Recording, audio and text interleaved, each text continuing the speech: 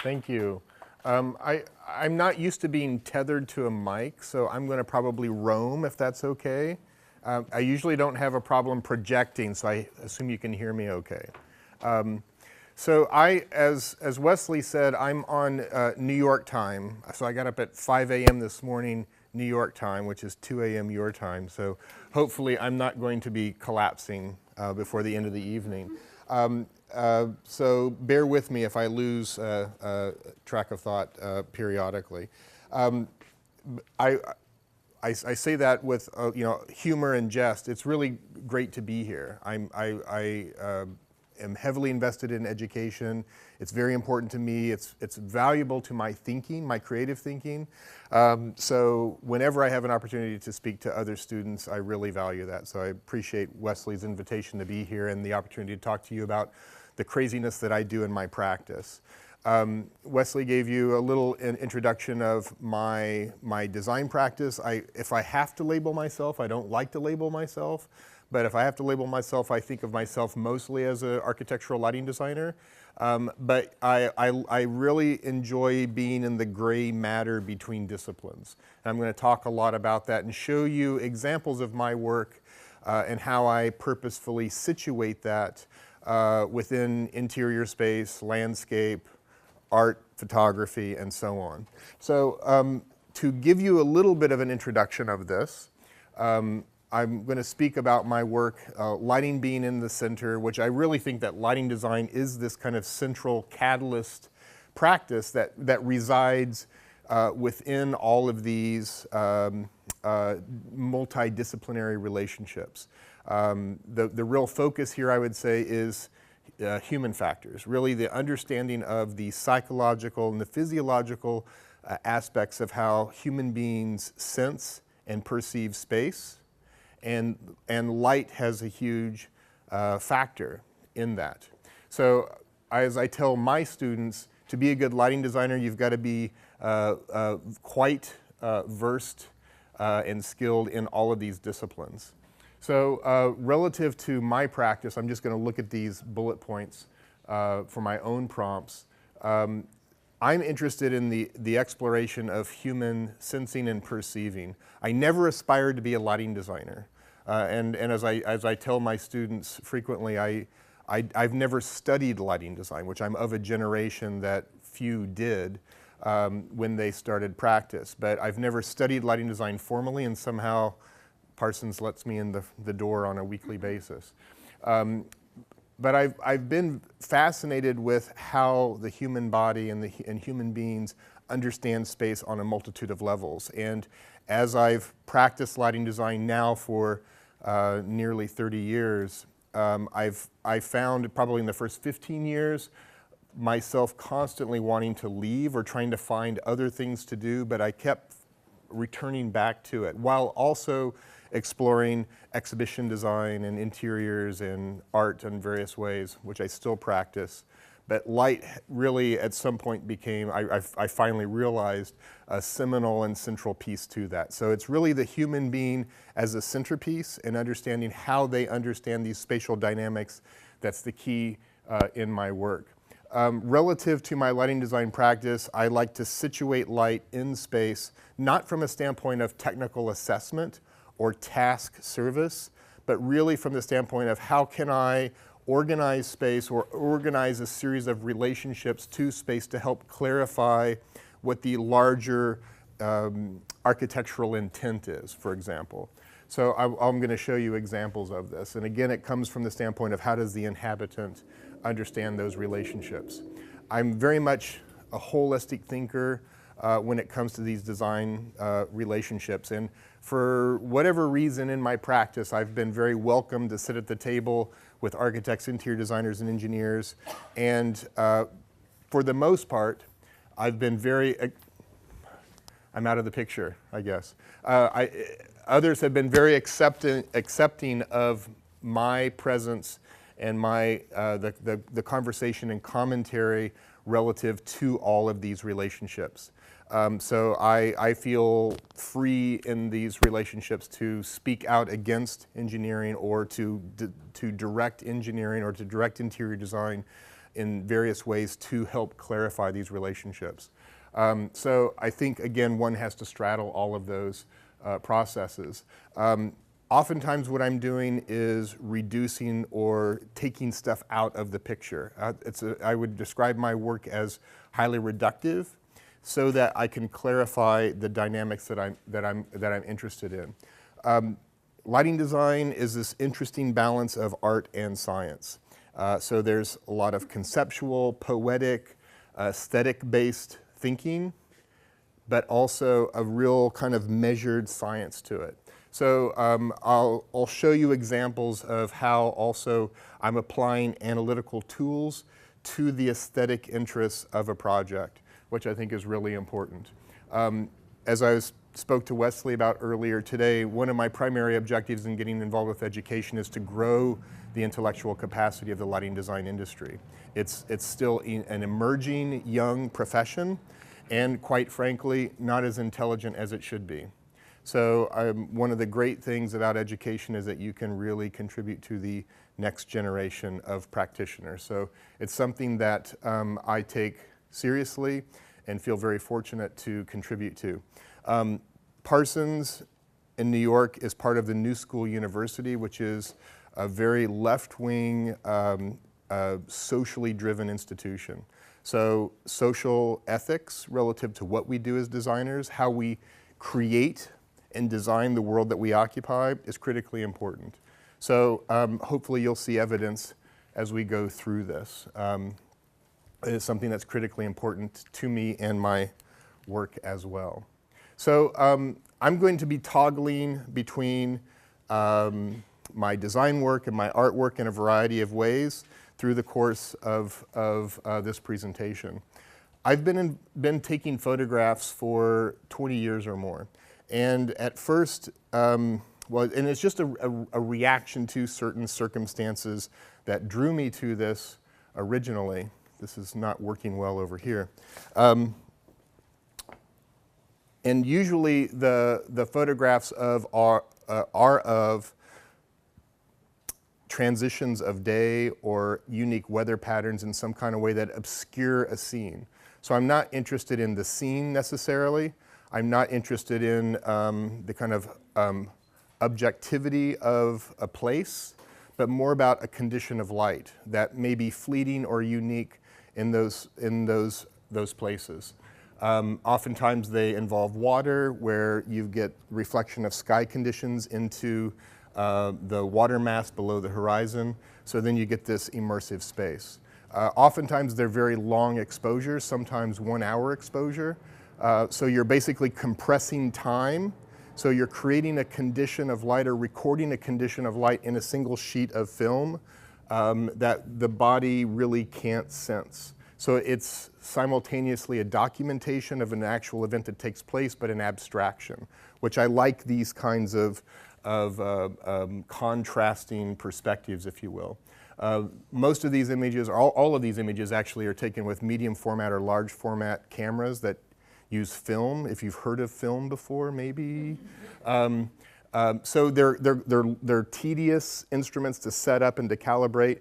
And what I've learned over the years is that more than the image itself, which is less important to me, the process of going through the photographic setup of the camera and observing the scene has helped me to see and understand these relationships in a very, very intimate and very visceral way. So photography for me is more about seeing than it is about the actual image. And I've exhibited this stuff on occasion, these images, but not a lot. As I said, I kind of, quite frankly, I get kind of bored with them. When I just like looking at the images and the kind of monotony of dealing with it. But using the tool, the camera, and being in the landscape and looking and seeing and slowing down one's sense of observation and just keenly looking at something is incredibly rewarding. So I'm going to interject references periodically through the course of this presentation as well. Arian Mack is one of my colleagues at the New School University. She teaches in the New School for Social research. And she's done a lot of research on the notion of attention and then how attention affects perception specifically. The second item up above, she notes that attention provides the key that unlocks the door dividing unconscious and conscious perception, which I think is critically important to understand. We all move through life looking at scenes and context on a daily basis. Whether you are attentive to a condition is affected by a myriad of variables. One of the variables that she speaks to in her writing, which is a pop-out, I'm calling attention to this evening because it's relevant in my work. So I oftentimes also as a designer am looking at the sciences or research in a variety of ways and other disciplines to try to understand my discipline. And I think I would really encourage students to consider this. You're working in a discipline, you have a focus, you have an interest, but there's no better way to understand your discipline from a different vantage point. So I'm oftentimes reaching into the sciences from a variety of levels to understand what I do with light or where my interest in perception may be enhanced. So a pop-out, there are a couple of different ways or three different ways in which Arian speaks about a pop-out as an example. When one distinctive thing, which she refers to as a target, is presented within a group of other things, which she refers to as distractors, and seen as odd or a standout. Or it could be a group of identical elements seen as a background against which odd elements are seen as a figure. So you get this figure-ground relationship that is, we understand through the arts and other disciplines as well, or a detection of local differences between one element and those that are in immediate vicinity. So these are various different ways in which a pop-out can occur, and I've got a couple of examples over here. It can be a variation or a distinction in color, pattern, a shift in color, pattern, rhythm, scale, and so on. So there are various ways in which a pop-out can take place. And this is something that I look at applying in my work a great deal. At the same time, that the opposite of a pop-out is to establish congruency between like associations. So I chose to edit this group of slides down for this discussion with you specifically. I could have spoken or brought into this many other references to nature and human evolution and so on, which it's really hard for me to discipline myself in these things. It would be much easier to teach a class here where I could introduce a whole bunch of things. But this is a bridge that I worked on in Greenville, South Carolina a few years ago. And to set up the context of the bridge and then also to relate it to some of these other relationships that I'm going to attempt to, these science references that I'm going to attempt to weave into these projects for your benefit. This is a pedestrian bridge in downtown Greenville that passes over the Reedy River, and it passes over a park, and then it connects two halves of the downtown area. So this is obviously a model. And then what is interesting to me from a conceptual standpoint is to simply look at the structure of the bridge as the vertical pylons that provide vertical support, and then the path itself as a horizon moving through a natural landscape.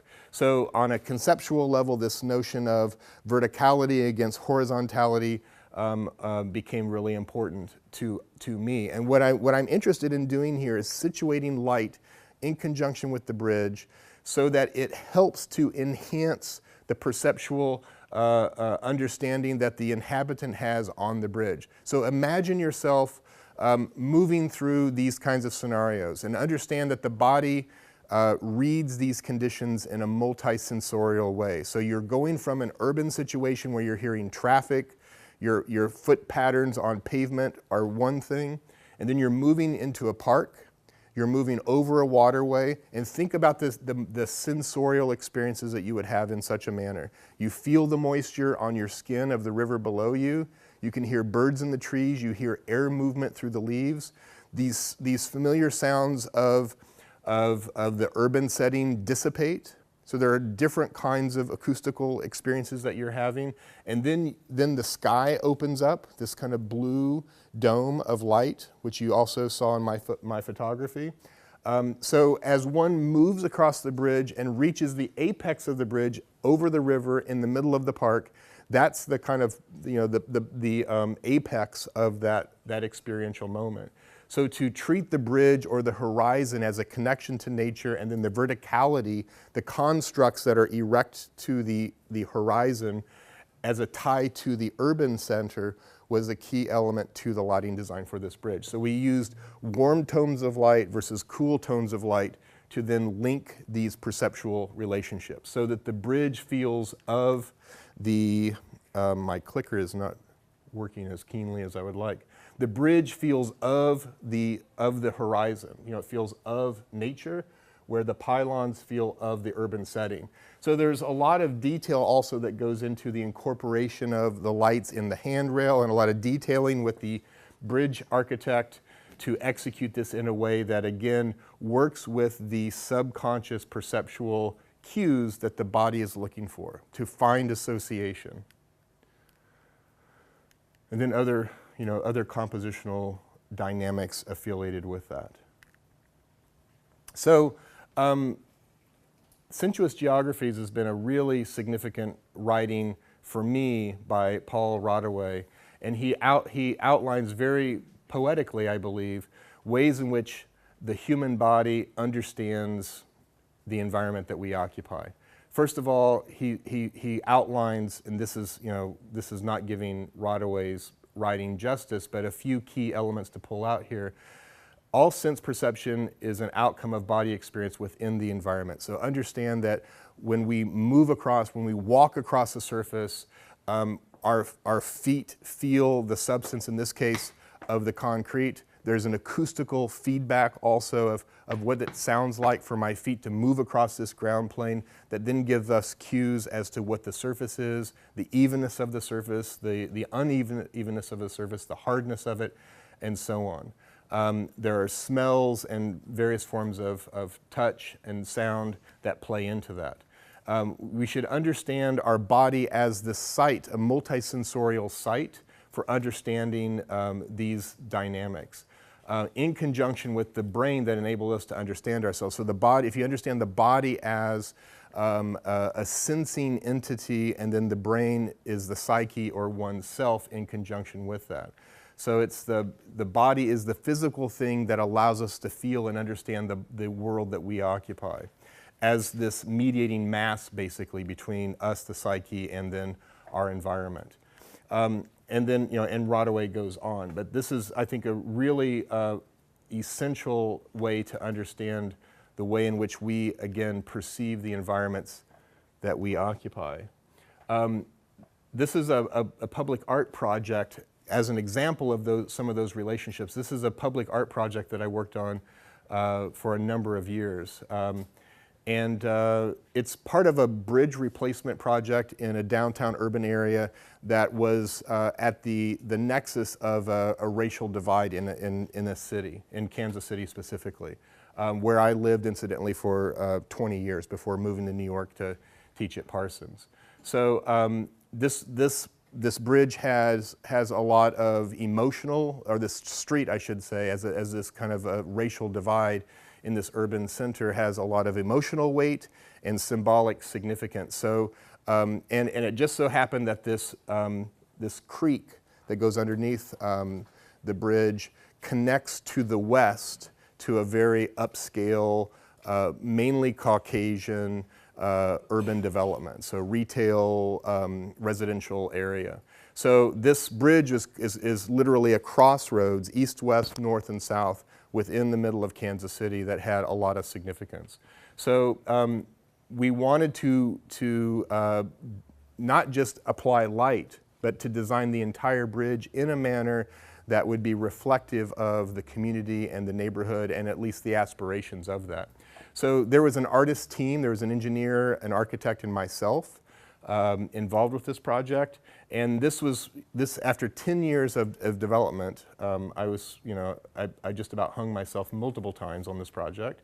But 10 years of involvement, this is the final design, where effectively it's a very simple girder bridge that has these glass panel railings.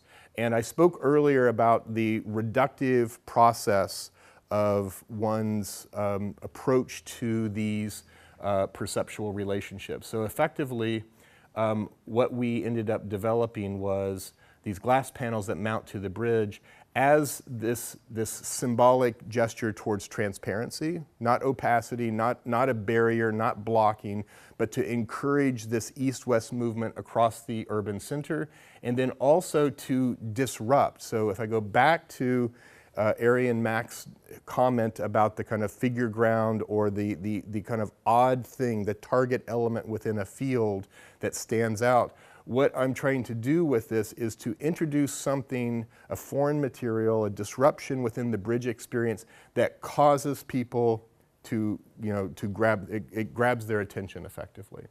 So what we also did with this design was to remove any sense of safety and security, a handrail, a barrier, and so on, that one is accustomed to when they're walking across the bridge, so that there's a shock value.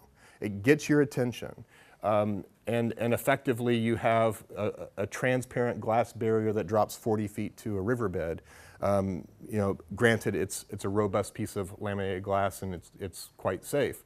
But there is a perceptual understanding. There's also there's a concrete barrier that separates pedestrian from vehicular zones, which was very important too, so that there is a sense of safety and separation at that moment, but there's a sense of openness the other way.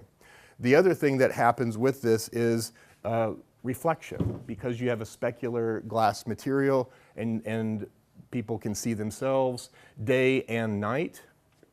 So lighting is integrated with the bridge specifically. It's reflected in the glass and so on. So from a subconscious perspective of perception, what's also interesting to me as one is walking on this side of the bridge looking to the east, or on the other side of the bridge looking to the west, you are looking at yourself, seeing the city beyond. So you're seeing yourself within the context of the urban frame. Very subtle, but I think important and impactful. And even within these other panels, you're seeing through the glass panels, but then seeing the reflection of the city behind you as well. So there's this east-west movement and layered effect of seeing effectively.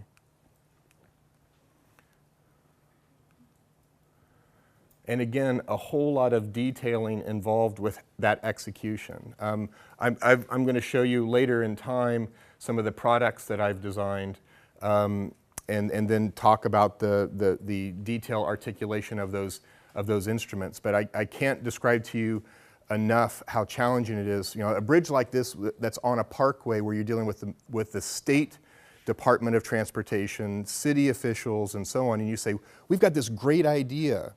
Let's put glass barriers up on a major vehicular bridge. You don't know how difficult that is. Engineers think like this. So to their credit, there's good reason for the most part, but it's quite eccentric to introduce something like this and then to work with all the officials to get it passed. So returning to Paul Rodaway, looking at body and senses, there are 4 primary ways in which the bodies connect us to a sense of place. And I think this is really important to understand from the standpoint of just the physics of our bodies. There's a notion of orientation through our structure. So we have a directionality. We see forward, and then history and time is behind us, right? We have a right and a left. We have an up and a down. We understand body relationship to place and our sense of being on the earth in such a manner.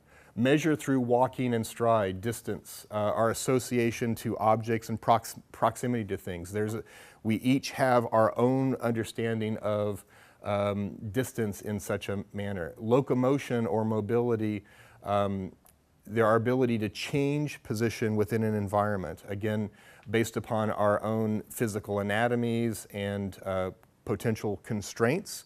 We understand a sense of place through these body gestures, and our body as a coherent system. As noted before, our bodies are these multi-sensorial entities and beings, and we should understand that we don't sense the world through isolated senses. We understand the world through multiple layers of senses that are speaking to each other and sending communication to our brain. And our brain is effectively mapping and recording information in the form of memory that it recalls in the future, and then also sorting through the memory banks to understand what it is that I'm walking across, for example, or what is that sound, and how have I heard that sound before or had that experience, to understand, again, what the cognitive association is here.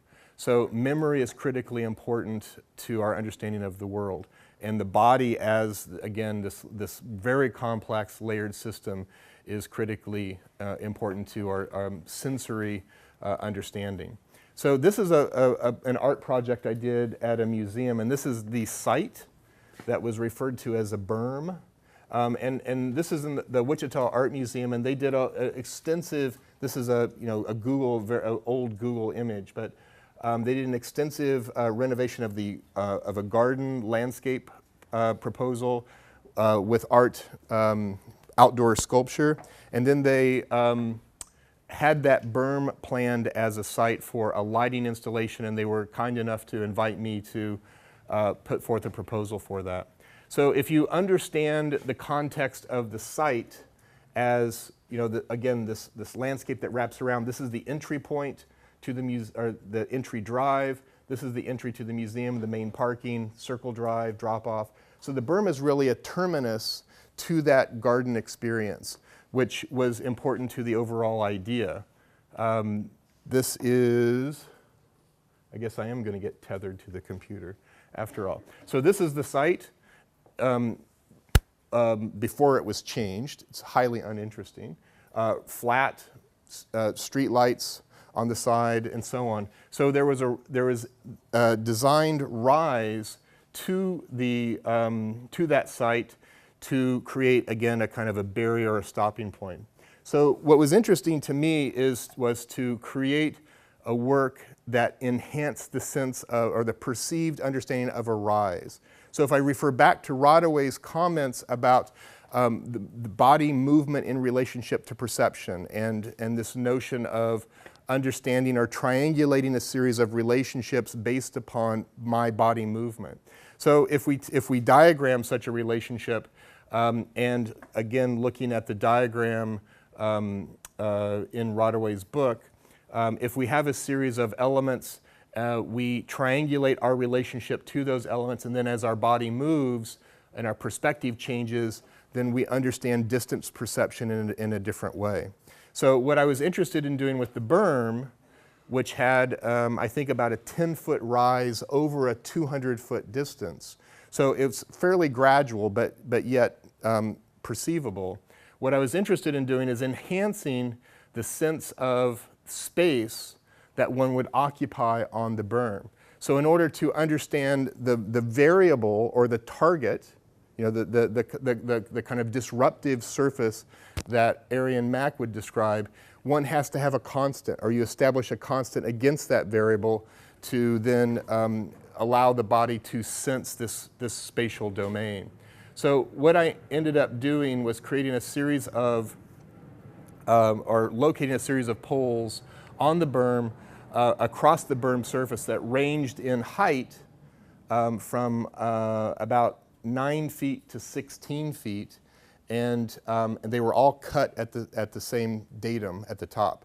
And then there's a luminaire on the top of that pole that pulses, and there are 3 different programmed pulse patterns that are effectively acting as signals, essentially. So there's a kind of acknowledgement of that top point as one moves across the landscape,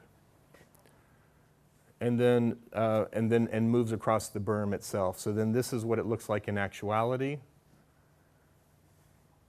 Also, just a quick note about the luminaires themselves. So there are all kinds of logistical realities that one has to work through as you're developing, any kind of new product and so on. So these are all self-contained, solar-powered light fixtures. So they gather energy, store energy, distribute energy individually, and they have their own control system and flashed memory on the boards. So they're all acting independently. Even though there are only 3 different programmed sequences of the pulse cycle, they all turn on and off at slightly different intervals. So then you get this field of kind of slowly pulsing lights throughout the entire berm, which also then carry symbolic associations to fireflies in the Midwest. Do you have fireflies here on the West Coast? No? Do you know what they are? Have you heard of fireflies? They're magical. They're magical, and they tend to occupy a kind of zone, datum zone above the horizon. So there are other kinds of connotations, symbolic connotations to landscape and nature, while not getting, not blurring the ground too much. I mean, in a case like this, I'm very interested in using technology in a manner that can provoke or evoke certain associations without, painting, butterflies on the side of the luminaires. So this is what that looks like, and this gives you, some understanding of the full assembly. There were ground screws that you literally just screwed into the earth, and then the poles fit inside of them. And then this is a very schematic understanding of how that luminaire goes together and is assembled. So all the intelligence is in the top cap where the PV and all the wiring and the memory boards and stuff are stored. So there's a lot of engineering that goes into, there's the idea, there's the conceptual premise and the schematic design, but then a lot of engineering that goes into the product itself that has to be worked out with the manufacturer that's engaged and so on. And then the night view. So I've got a little short video that I'm going to show. I don't know if that's going to crap up the videos or what.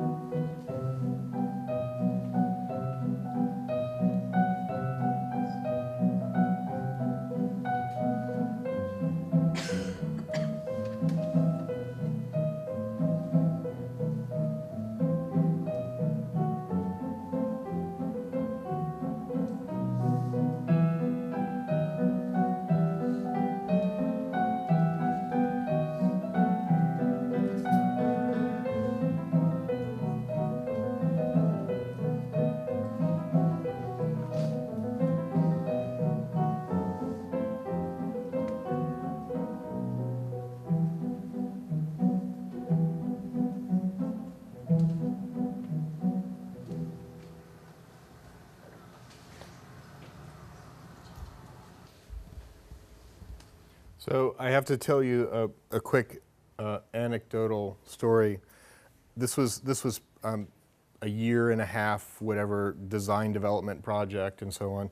And then in the end, the client didn't want people to walk on the berm, which, I was like, ah! Without making it ADA acceptable, which means we'd have to have like a 3 or 4 foot wide concrete sidewalk going across the berm, which defeated the whole kind of conceptual premise. So So the notion of having direct body contact to the berm was lost, unfortunately. Granted, still people circulate around the berm and approach it from a lot of different directions, so not a complete loss by any means. And I learned a whole lot from that process. So it's been a real valuable project for me. So shifting disciplines a bit, Bernard Tschumi is an architect and was the Dean of Architecture at Columbia University for a number of years, and a real seminal thinker and writer in the architectural world. And he speaks about architecture as having these three components of I should say, there are three different ways in which architecture can have a relationship to its site. And he breaks down facets of this relationship based on context, content, and concept. And in his definition, context is the situational relationship between the design and the site itself. So how one conceives of architecture in relationship to the site. Content is the programmatic activity specifically that comes from the client and is shaped by the architect.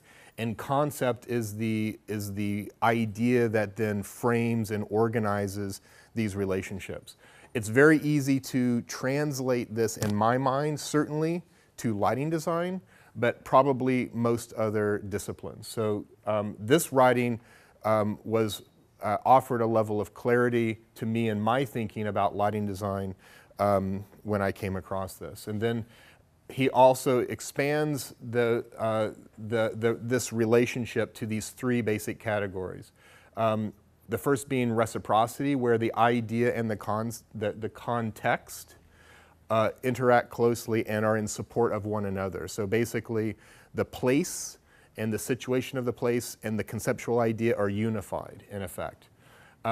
The opposite of that is to set up an intentional conflict where there's oppositional relationships, which then can highlight or create a dissonance or a disruption, if I refer back to Arian Mack as well, where you have the target in the field that stands out, right? So you create an intentional disruption or conflict to highlight some aspect of that relationship. The third option, which happens but is unfortunate in my mind, is this level of indifference, where the two coexist, but they're not really having an active conversation. So as I studied these thoughts and began applying them in my practice, it helped to really, I think, clarify what I do and why I do it and what interests me, basically. So when I come across these kinds of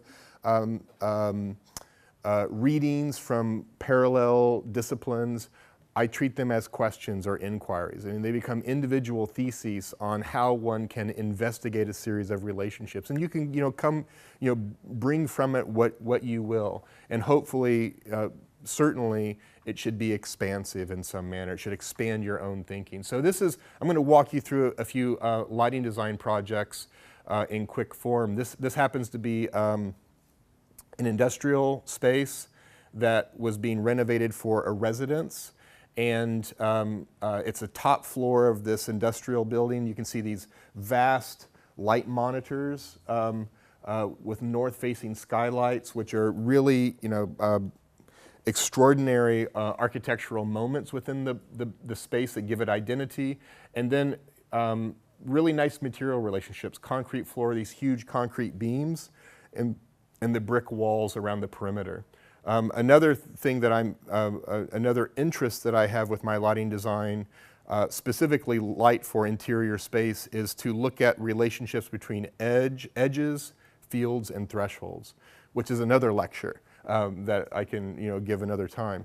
But the notion that there's a center space, there are edge conditions, and then passages from space to space that I think are really helpful to recognize for the inhabitant, and that tend to be really important factors in my thinking when I'm composing light or situating light in the space. As I said initially with my first slide, I'm interested in situating light in a manner that clarifies the kind of architectural sensibilities. So when you enter a space like this, there are obvious relationships that stand out, such as the material dynamics and then these large light monitors, as I mentioned previously.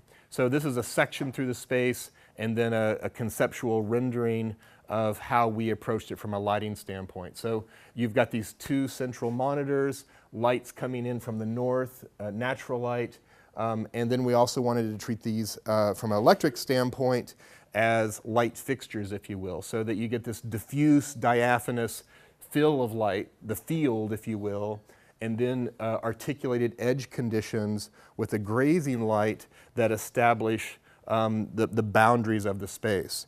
And when lighting these environments like this, I'm not so concerned about programming or specific task activities. It's really a demarcation of the architecture that's interesting to me. So the image on the left, so this is the finished product. So this is all natural light, no electric light on. Natural light with perimeter grays on. Natural light at twilight. So see my photographs coming into play here. Twilight, electric light on, and then this is twilight passing farther with electric light on in the monitors, and then the perimeter grays. So you'll see the projection isn't the greatest resolution, but you'll see variations in tone of color with the interior as these transitions of day take place. So I'm very interested in these kinds of situations for the inhabitant to be aware of these changing conditions of light, natural light, and then to understand center from edge and so on.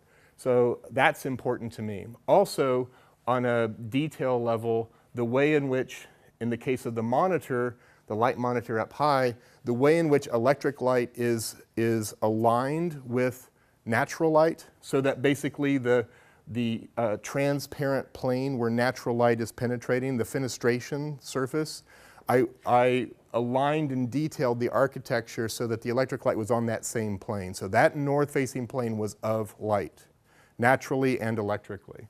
Rather than just having a light fixture stuck up in the monitor, it's intentional based upon its position. And I'll just back up for a second. You can see here that basically it's just a surface-mounted fluorescent strip light. So you see this kind of rhythmic line moving across the top edge of that light monitor. The kitchen monitor, so there's another monitor here. The kitchen monitor has two rows of lights in it because we need a higher level of task illumination in the kitchen, right? Double the light fixtures, double the light output. So it's the same idea, but a variation of the idea. So what I would not want to do here is mount track lights or something like that. That's just an afterthought. It's a technical action to pacify a task need that has no relationship to the idea.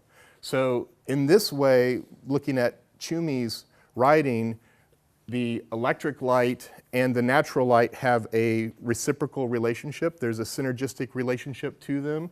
And the design is very much in support of the architectural context.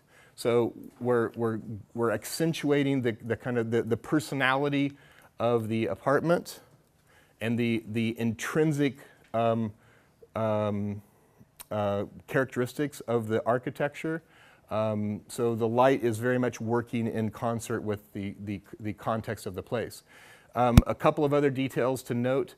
On the other side of this wall is the bedroom. So this is a private space, very different type of task activity than all of this. I'll also note that this is an office with glass walls, and the lighting effect is consistent through the office, through the kitchen, and so on. So it's the architecture. It's these walls that are passing through, and you got this field above you, and whatever happens programmatically below it is kind of doesn't matter, right? The light is the light's related to the architecture and so on. So the bedroom on the other side, the brick wall passes through, same lighting effect, and the light monitor passes through as well, same lighting effect. Now with the bedroom, you can imagine there needs to be some level of privacy between the two. So what we have here, and you can barely see, is a clear glass panel. that sits up in that light monitor. So we have acoustical privacy, but visual continuity, because it's one thing. The one thing is the dominant factor in the space. That's the focus. Programming is secondary. So that visual continuity was very important. Another residential project. This is a 2-story multi-use building with a retail business on the first floor and then the apartment on the second floor. And this is the owner. When I was brought into the project, they had just installed a barrel vaulted ceiling that was composed of SIPS panels. Are you familiar with SIPS panels? Structurally insulated panel system. So basically you've got 2 layers of plywood and solid foam in between them.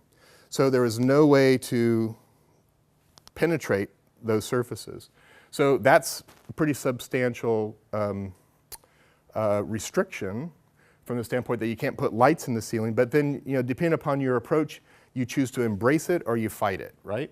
So I chose to embrace that. And then there were windows along the perimeter that hadn't been built out. So it was really rough. It was just the roof had been put on this raw space, and it has very thick masonry walls. It's an older structure and so on. So there's, again, this big barrel vault ceiling, and what was really key to, or keenly understood, I should say, was this sense of time passage. So you have west-facing windows, clear stories here, east-facing over there, and you can see through these time-lapse images how that natural light is just sweeping through the space and rising up the wall over time. You'll also see variation of color temperature, the west-facing windows as the sun's coming through here, casting light across this wall, and you've got east-facing skylight. So again, you get these color variations caught in the architecture. So from an electric lighting standpoint, this is where, going back to Chumi's relationships of context, concept, and content, I was interested in setting electric light and natural lighting apart to set up a conflict so that you could really see the differences between the two. So in this case, natural lighting is dynamic, it's changing, it's fleeting, it moves through the space based upon that time passage, and its presence changes based upon the weather conditions, time of year, and so on. Electric light is fixed, it's static, and it's indirect. This is direct, this shaft of light that comes in. Electric lighting is indirect. It's diffuse, soft, and diaphanous. And then at the end of the day, at twilight, then you get this kind of, again, completely diffuse atmosphere with the blue light at twilight. Even the detailing of the architecture where the cove feels like it's peeling off of the wall was really important. So you have, again, the way in which these oppositional relationships are set up, where you have this kind of curved, soft gesture against a sharp, acute aperture for the natural light. So every time a decision was made in this very reductive way, I was thinking about how do we then situate these two things against each other? So you have that space in plan view. This is the main space that we're looking at, and then you'll see guest bedroom and bath, and then this is the master suite, and then this is the elevator entry hall here. But if you can think about, if you consider this from a standpoint of east-facing light comes in, sunlight through those windows through the course of the morning, and then in the afternoon, that sweeps through, and then you get this diffuse light that comes from the spring points of this barrel vaulted roof, across that cascade. So there are two different barrel vaults that are lit in the same way. So I want the association from the inhabitant to understand that spring point and then the movement of electric light as compared to the directionality of natural light. So from a conceptual standpoint, that's the diagram that we were looking at. So in section, you can see what that looks like.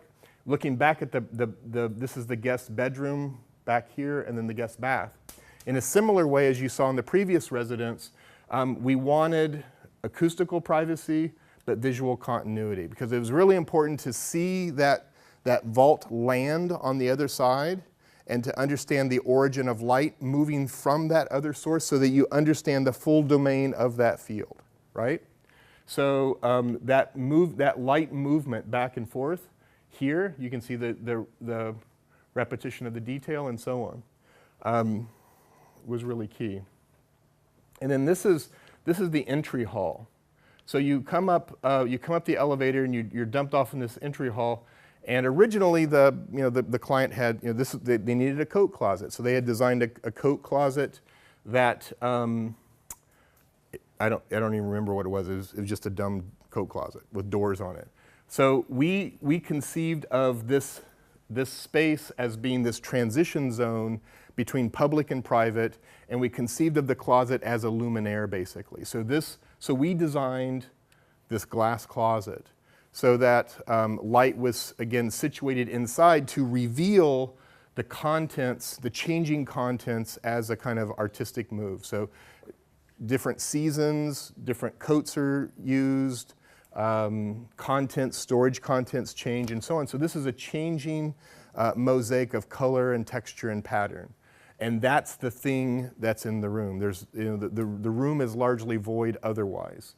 And it lights the room. It's a light fixture. So we did mock-ups, we looked at what was needed to light the entry hall, and then we designed the closet from, kind of in a reverse order, if you will.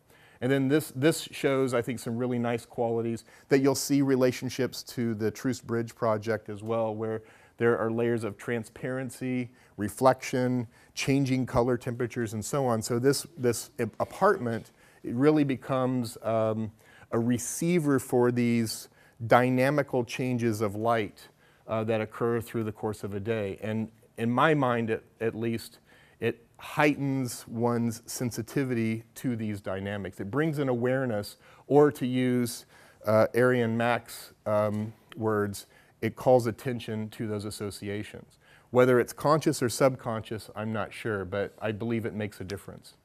This is a tennis pavilion. I was talking to Wesley at dinner tonight about our use of software at Parsons to run calculations and to study the aesthetics of space as well.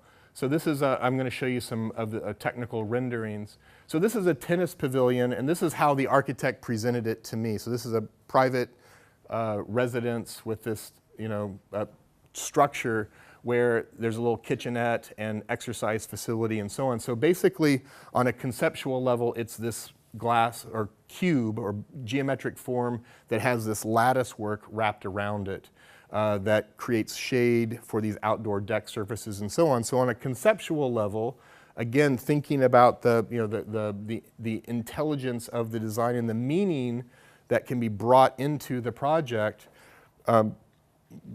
I simply was looking at these two opposing elements, the structure, the lattice structure and the cube, and then looking at how I could situate light in these relationships to further clarify those dynamics. So I was very interested in this soft, diffuse box, and then the counterpoint would be the angular accent light, high contrast of the frame structure that wraps around it. And then the articulation of the instruments to do the work became really important as well. So as I've cited in other projects, the detailing and integration of the tools with the architecture in this case is really important. So we ended up designing a custom modified fixture. And then this is what that begins to look at. So we have interior design students here, right, that are doing lighting design. So this is using AGI 32. This is calculation software, engineering software that creates a technical rendering. So I like these antithetical relationships where you're using a quantitatively based software to assess aesthetic interests. So you can see the lights mounted to this structural rib system. And it's always, the lights are mounted at the joint where those tangents take place, and then the light is, emits from that point. So that there's an articulation of those surfaces. And then you've got this light coves inside that are creating this diffuse ambient light. What's also interesting about these applications, and also by using this photometrically precise software, is that you can look at not just the kind of stuff and aesthetics, but you can begin to look at the dissipation of light and understanding of light and shadow relationships and borrowed light. So this lighting is actually providing lighting for the stairs and the outer part of the deck here, so that you get this borrowed light and movement of light between interior and exterior that just makes for a much richer experience, I believe. So you can see some of these relationships, you know, more keenly here. And moments of shadow and respite from the articulation of light, I think, is also really important. That project didn't get built, incidentally. So are we doing okay on time? So I'm going to move into some products, and I'll be wrapping up shortly. So you've had great stamina so far. We'll see if you can hold out. So this is a residence, which I worked on the entire residence, and I don't have images of the entire residence to show you, but this is one particular fixture that I developed for this residence. So I want to talk to you about the conceptual, the idea behind the thing, how the thing's related to the whole of the house, and then how one then develops the engineering and the development of the thing to realize the idea. So this was really conceived of as this kind of cloud or mass that would hover above this kitchen island. And actually, this is the entry hall here, and down the hall back here is the dining room that has a baby version of this in it as well. So there's a kind of partnering dialogue between these two chandeliers. So there's an aesthetic interest of this mass cloud, but then also there's task need to illuminate the kitchen countertop with that. So, and this happened to be a family, a couple with 2 teenage children, and they have a massive art collection, and they're interesting, contemporary individuals. They like odd stuff. So they were interested in, and open to commissioning something of this nature. So this is a rendering. We developed some schematic designs. This is a rendering that the architect created.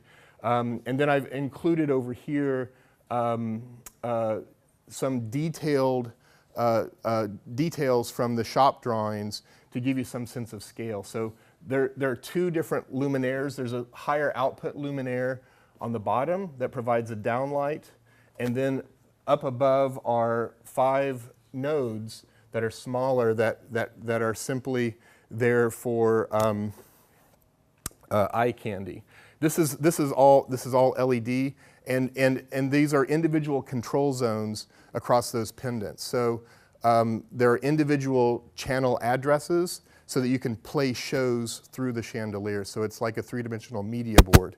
There's a whole separate theatrical control system in the house that just runs this, separate from the rest of the house. And then to give you a sense of scale, this is a dime in relationship to this.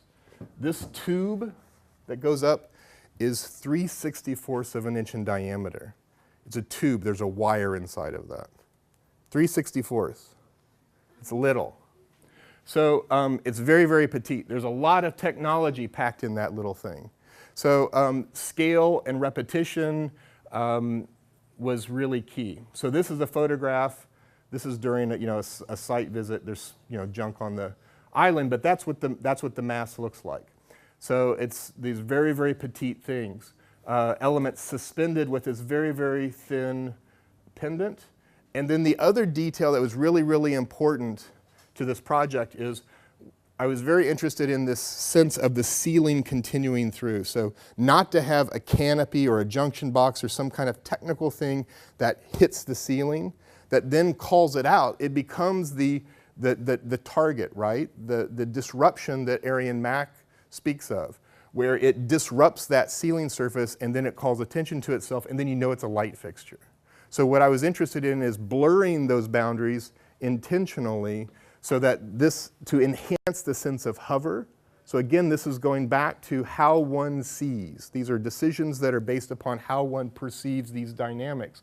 So I wanted the spatial continuity and the sense of suspension of the mass. And I'm going to show you how we did that in a little bit. So this is, if you walk to the end of the island and look through that aperture, this is the kitchen chandelier, and then this is the dining room chandelier. So as I mentioned, I showed you previously, there's a series of steps that go up to an entryway landing that's on the same level as the dining room. So you see the little baby version in the dining room. So this is the dining room on this elevated level, and then you've got the kitchen, right? Well, what's also interesting about this is that the pendants are the same height, but there's a floor change.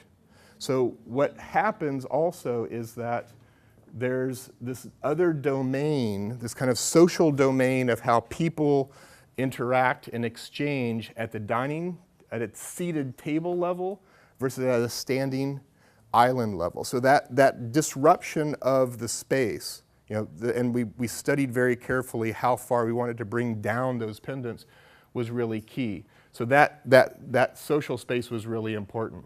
So this is the detail of how the pendants are mounted into the ceiling. And in order to do this, there's a whole canopy system that was made by the manufacturer that is recessed into the ceiling. The sheetrock comes up to it, and it's all mudded in place so that there is a canopy, but it's coplanar to the ceiling, and you're not aware of it. So that's the rough end. And this chandelier is like 18 feet long. It's pretty big. And then, so that's it roughed in, and then that's after it's been mudded in and it's being prepared for painting. And this gives you some ideas of the engineering and so on. So we actually developed, with the manufacturer, this bayonet mounting system so that the pendants could be released. So there's a driver card on top of the canopy, and then on top of the little bayonet canopy for each of the pendants, and then there are a series of wiring harnesses that loop all this stuff together, then this big wiring bundle that goes down to the basement where the control system is. So there's a whole lot of engineering and coordination to go into the subtlety of making this thing float, essentially. So you start with the idea, and then you backwards engineer it to execute the idea. And then these are some different prototypes, very rough prototypes just to study proportion and different finishes. And then this is another video. This is, again, really low res. But the architect sent this to me from their phone. But this is the dining room, again, with just one of the shows playing. And the subject line was, "Wow." So, which I liked in the email. So pretty interesting. Not your normal family chandelier. And then that's a really active show that's playing. There are others that are very slow and fluid in their movement, but an interesting task nonetheless. So there's some other. I've been really intrigued with these with technology and solid state technology and the potential of what one can do with it. So some of these ideas that you just saw in that chandelier have been kind of recycling through other projects to explore variations of programming and so on. So this is a high-rise building in downtown Kansas City, and that was designed and built in the 80s, and then the lobby was going to be renovated. And the lobby is classic 1982 design, with polished chrome column covers and dark wood paneling, and it feels dark. And so this is a two-story space. This is the second floor mezzanine, which you can see up here, connected by escalators. This is the main level that you enter. So we conceived with the architect, a whole lighting scheme for this space to make it brighter, but then as a signature element to call attention to the development, was to create this chandelier that, like the diagram on the first page, that was like this pendulum swinging through the lobby that connected the height of the building. So just from a conceptual standpoint, that's what we developed. But what's interesting about that shape is how one then goes up and down the escalator and interacts with this. There's also a bridge on the mezzanine level that cuts through the chandelier. So effectively, you're standing in the middle of the chandelier. at that point, which I thought would be really interesting. And remember, you've got all these shiny specular surfaces. So you're like in this fun house of shiny surfaces with all of these diodes reflecting all over the place. So I think this is another project that didn't get built. The client got scared, I think, because it was outside their domain. But you can begin to see some of these relationships with how one moves through and experiences the technology. And these are more of those AGI technical renderings that have been enhanced in Photoshop a bit, but fun software to work with, nonetheless. And then this is the last. I think this is the last. No, there's one more. I'll be quick.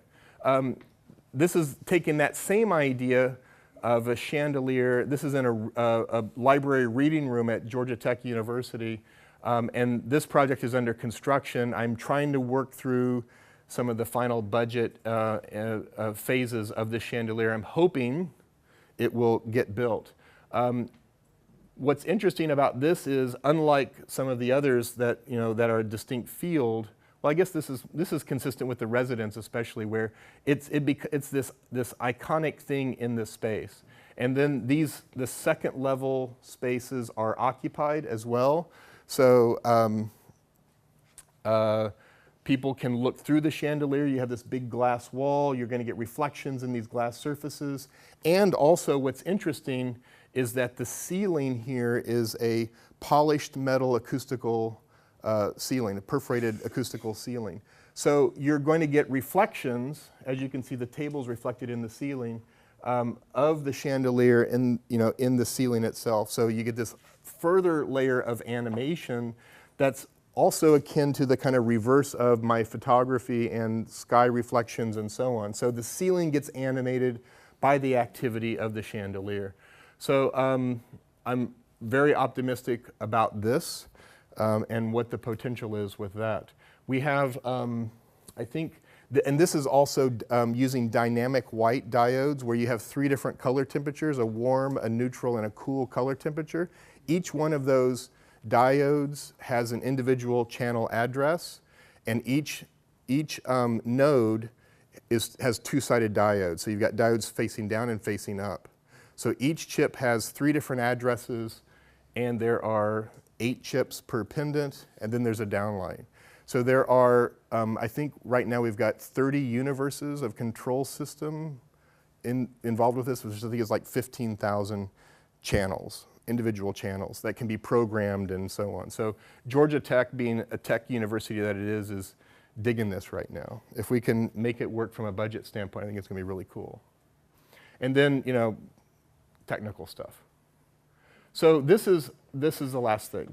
I've shown you a lot of very special, custom, high-tech products. That's not the only way that I think. And this is a product that's actually out on the market and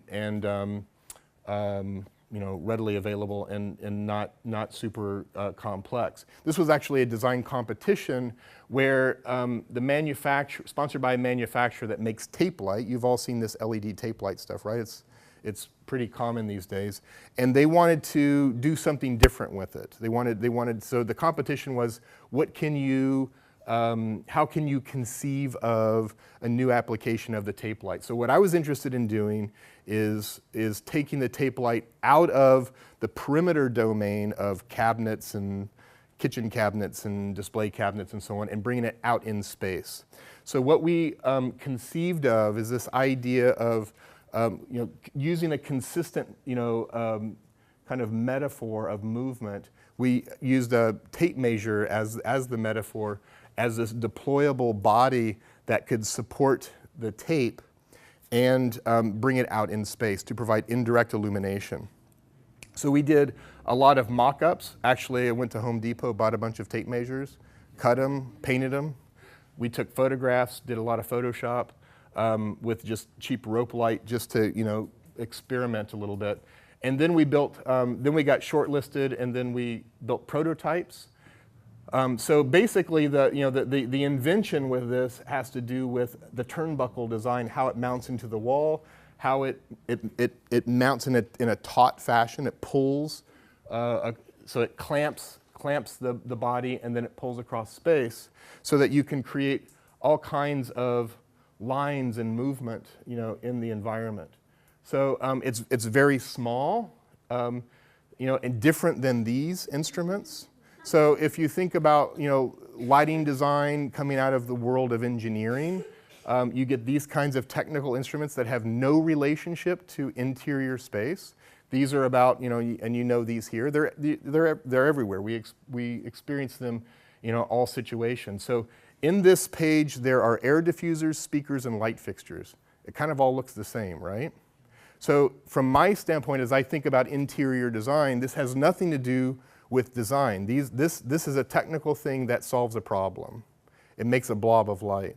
But it's not interesting as an object. It doesn't contribute to the interior ambiance. So, and sometimes this is okay, maybe, but why don't we have other kinds of options so we can avoid these kinds of spaces, in my mind. So, again, this kind of thing, I didn't design this. This kind of thing is okay in some situations, but we have so few options. So if we compare in section the profile of light fixtures that exist on the market that provide indirect illumination, this is the fixture that I designed. So there's a difference. And you don't have cables hanging down. You can stretch this 50 feet across the space and it terminates in the wall. Or you can go from ceiling to floor, or you can go from wall to ceiling. So you can then draw in space, which then you can have, you move beyond this kind of pattern relationship to the interior to other kinds of dynamics, or the potential of it, if that's what one wants. One can certainly draw parallel lines. So when designing environments like this, I'm interested in understanding what's the ambition with an interior, what's the ambition with the lighting product? How can it offer something new or different, or raise a different question, offer a different opportunity creatively? So rather than just designing another thing, there's a kind of a purpose or a thesis to that. So in closing, Olafur Eliasson is a substantial contemporary artist, one of the, I think, most significant contemporary artists living today. And this book, Your Engagement Has Consequences, is quite lovely. It's of his work, and there are some nice essays in it. But this statement that's part of that book, I think, is really important, especially for students that are in your early development of education and professional practice. You should understand, as industrial designers, as interior designers, as architects, landscape architects, and so on, you are conceiving of and creating the environments that we occupy. The work that you do has consequences. You should understand that. And you should very much have a stance with that, and be disciplined with getting past the eye candy of sort, being enchanted or enamored with a rendering or a cool look. You've got to ask yourself, how does this affect human inhabitants that are going to occupy or play with or live with the objects that you design for decades? So consider that and take a stance on it. Whatever that may be, determine that for yourself. But understand that the work that you do affects the world that we occupy. It's really great. Thank you.